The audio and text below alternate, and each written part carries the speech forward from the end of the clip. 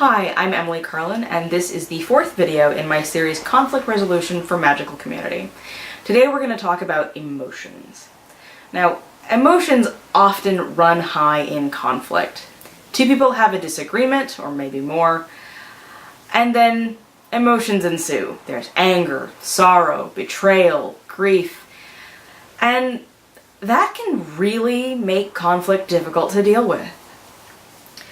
So, the best way to deal with emotion in conflict is to validate and respect them without necessarily taking them onto yourself.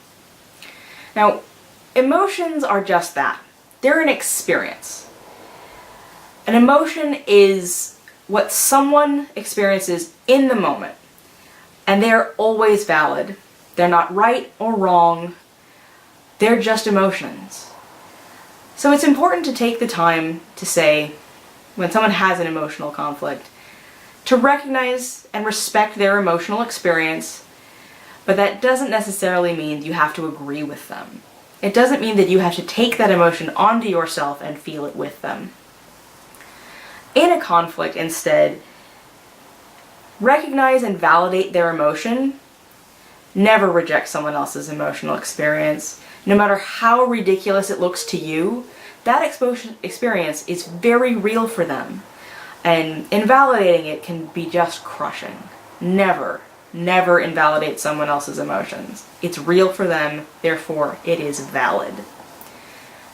That being said, they're not necessarily rational. They're emotions. That's what they are. By definition, they're not rational, otherwise it would be called logic. So instead of trusting someone else's emotions to always be correct, step back. Remain objective. Validate them, but step far enough back that you can keep a clear view of the situation, and so that you can actually be productive. A lot of emotions are not particularly productive when it comes to fair and equitable conflict resolution. Generally, emotions are things like hit man with stick. That's what a lot of mine are, at least. Not terribly productive, but valid.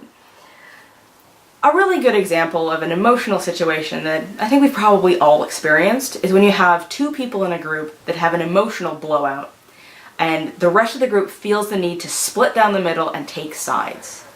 So, if Meryl and Rowan are having an argument, and Meryl is upset and feels betrayed, while Rowan feels angry, it doesn't mean you have to buy into one or the other. You have to step back, stop, and say, Meryl, Rowan, I recognize you're having this experience. Meryl, I recognize what you feel, and that's valid. Rowan, what you feel is valid too. However, that's where it ends. It doesn't mean you have to say, and you're right and you're wrong. Respect someone else's emotions, but stay far enough back that you can have a clear head, and everyone will have a much better time.